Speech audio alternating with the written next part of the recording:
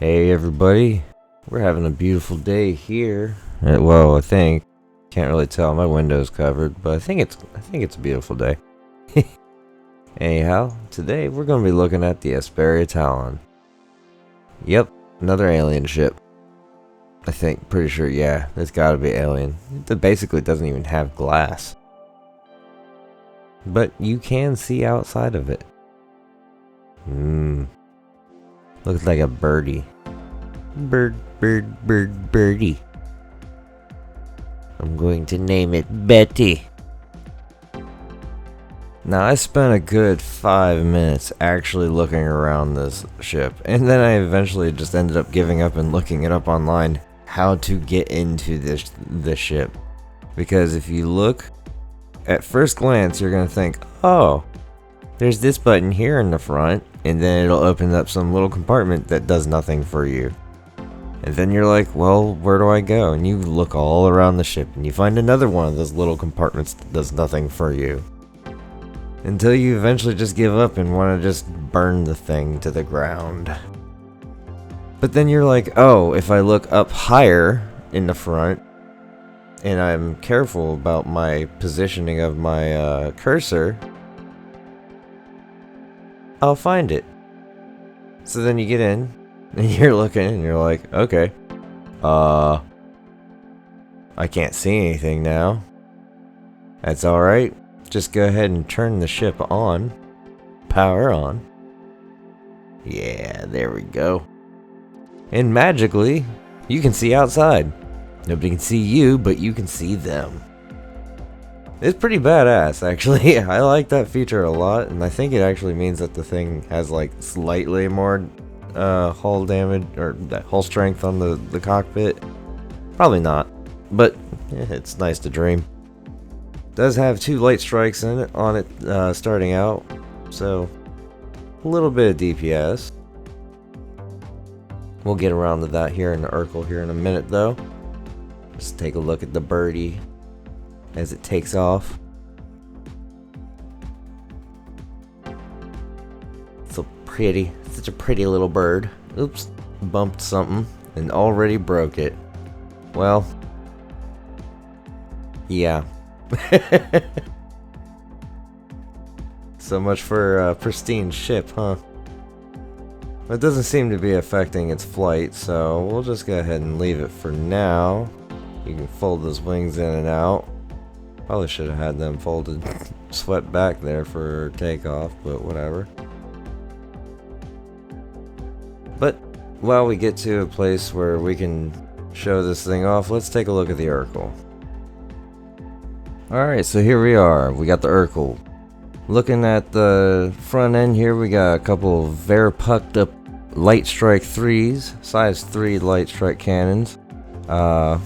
Which basically means that with a ship like this, you should be plenty good with size 4 light strikes, but you're gonna suffer heavily on your actual ammo count. So it can be a little bit better to not upgrade to the 4s. But yeah, you see, you do end up jumping up quite a bit on DPS there, the 709. It was at like 650-ish or something, I can't remember exactly. You'll see it again here shortly, I'm sure. Maybe, probably not. It has a drift quantum drive starting out, which means that you're going to want to change that out. That thing goes about 5 inches and then runs out of fuel. It will make it from Crusader or Hurston though, so that's not bad. And at 171 kilometers per second, or 171,000 kilometers per second, that's about medium range. I think it's actually faster than the Atlas still. We got some missiles here, size 3s. Wish my cursor would pop that off of there so I could, yeah. So we got 4 total Tempest 2s starting out. 2 size 1 shields. And with it being size 1, that means it's a bubble.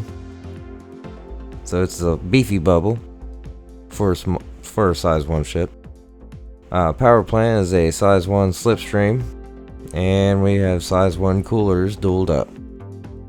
This thing costs you 1.8 million AUEC at Astro Armada and Area 18. Alright, well there we go. Now we get a much better view of the ship when it's all in one piece, rather than after I've broken a piece of it off. And it's green glory. It's got some transparency on those wings too, that's kind of cool. With that green, that emerald green makes it look very parrot-like. Here we have the quantum drive. This is it's got one of those cool quantum drive effects. Of course, all the alien ships seem to do much better on quantum than humans do.